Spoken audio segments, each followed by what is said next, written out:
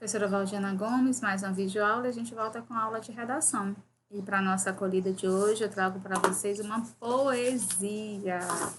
Saudade de citar poesia para vocês. É uma poesia bem curta, que diz assim: Poema da vida. A vida é um poema, que todos que por ela passam escrevem suas rimas. Um pouquinho de si. Através deste poema, lindo que aprendemos, com quem por ela passou, tudo que fomos, tudo que somos, muito mais do que eu sou. É o relógio do tempo a girar para frente. Nos dá a certeza dos ponteiros, sem parar sempre certinhos caminhando, jamais voltando ao minuto que passou. Natal, 5 de abril de 2020, Darquinha Rodrigues, Paramirim, Rio Grande do Norte. Né?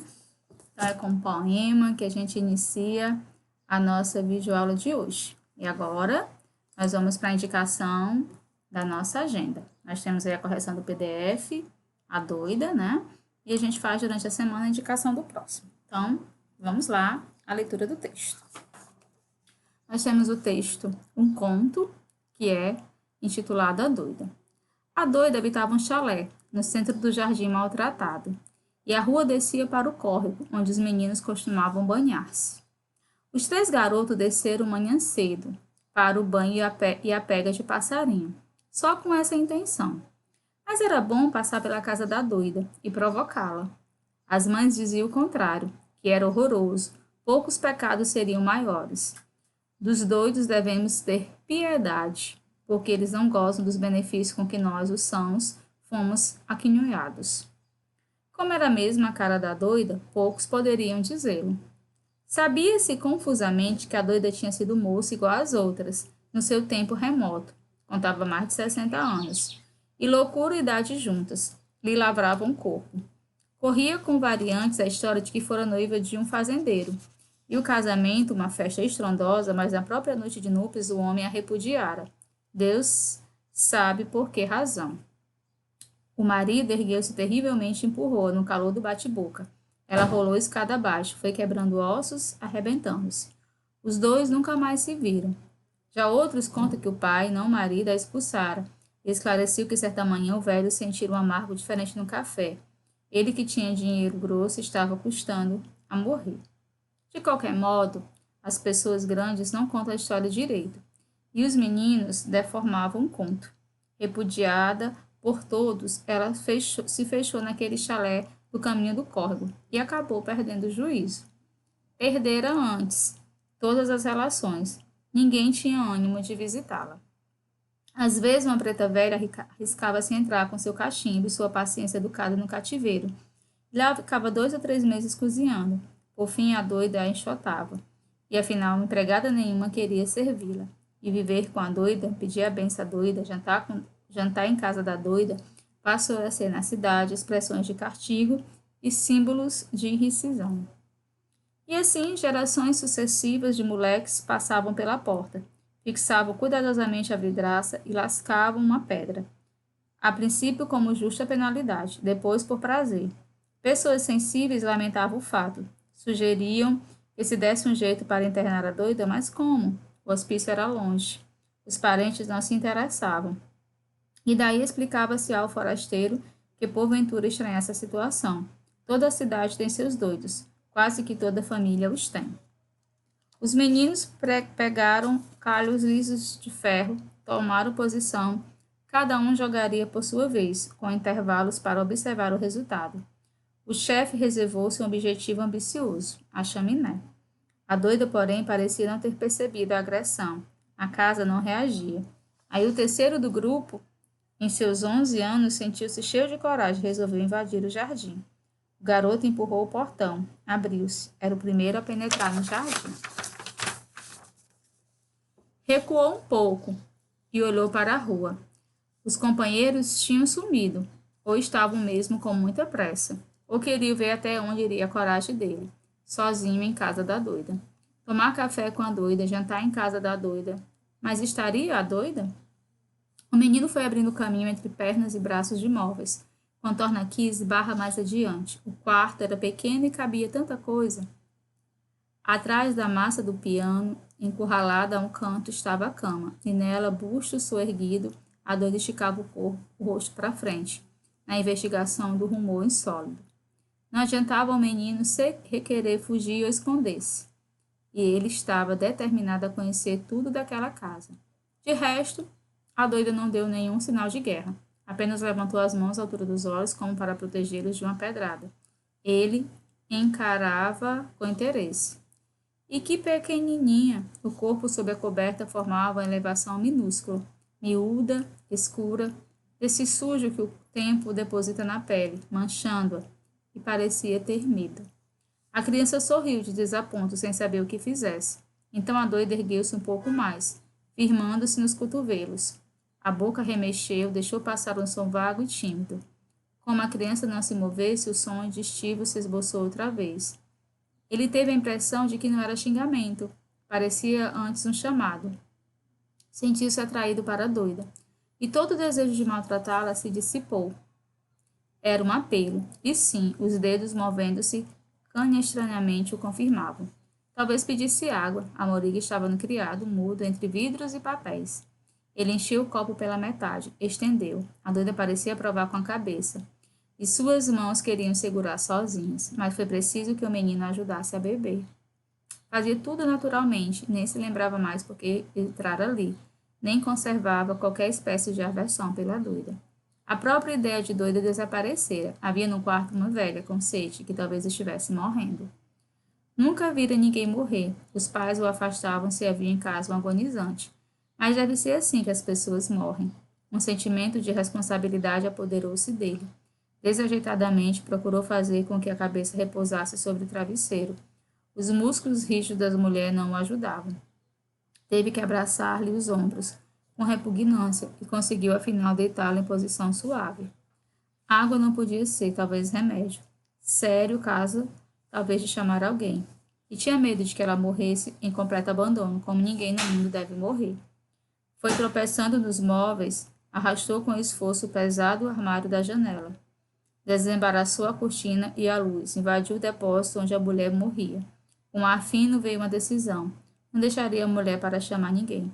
Sabia que não poderia fazer nada para ajudá-la, a não ser sentar-se à beira da cama, pegá-los nas mãos e esperar o que ia acontecer.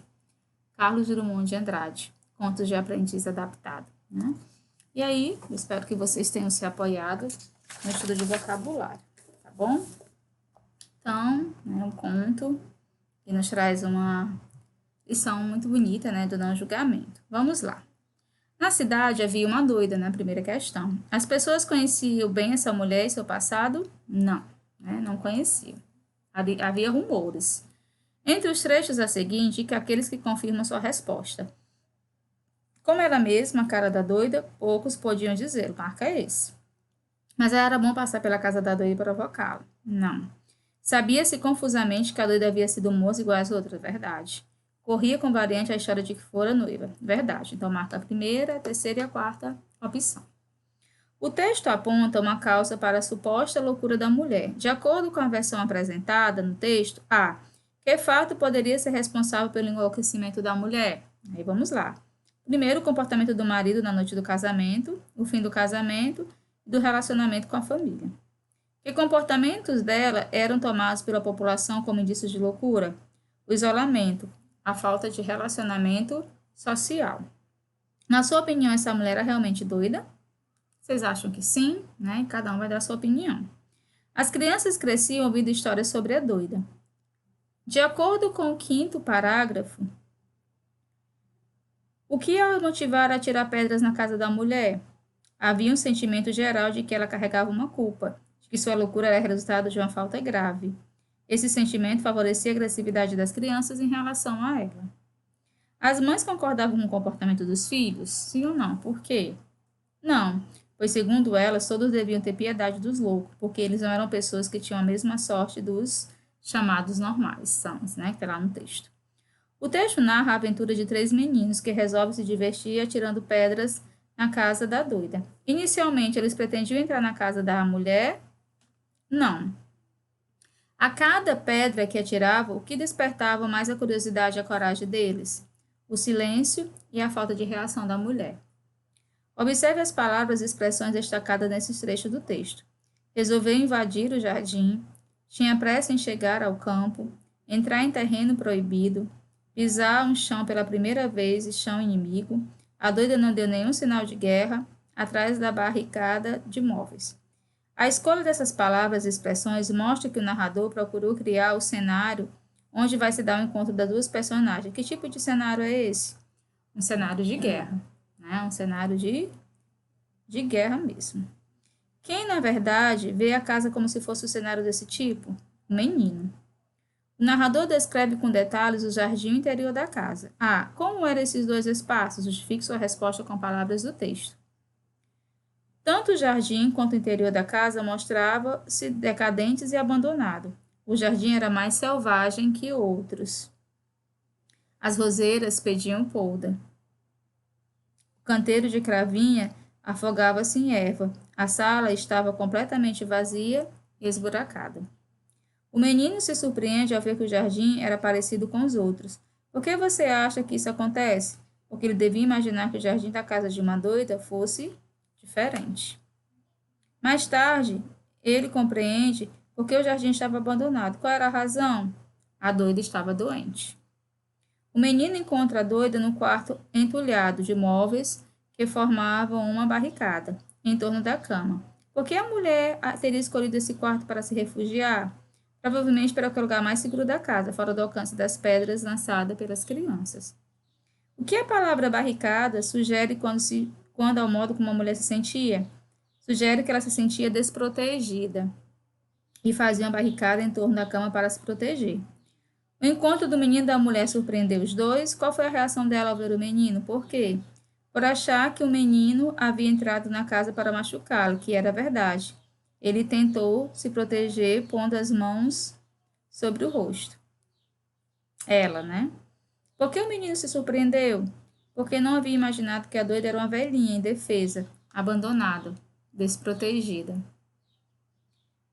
Que sentimento brotou espontaneamente no menino ao ver a condição da velhinha? Um sentimento de piedade e de solidariedade. A experiência vivida pelo menino assume um significado especial no texto, pois revela um lado de sua personalidade que ele próprio desconhecia. Qual é esse lado? O lado de um menino de bons sentimentos, que é solidário, que se preocupa com os outros. Inicialmente, o menino abraçou a velhinha, com repugnância, para ajudá-la a deitar-se. Entretanto, no final do texto, mostra-se disposto a pegar as mãos dela espontaneamente. O que essa mudança de atitude do garoto demonstra? Demonstra que ele superou o preconceito em relação a ela e a aceitou do jeito que ela era. Em sua opinião, o menino cresceu com essa experiência por quê? Sim, cresceu, pois ele passou a ser uma pessoa mais compreensiva, mais aberta para lidar com os outros. Aí isso, a não julgar, isso é uma forma de maturidade. Então, muito bom esse texto, espero que ele sirva também de aprendizagem para vocês. Um abraço carinhoso e até a nossa próxima videoaula. Fiquem com Deus, tá bom?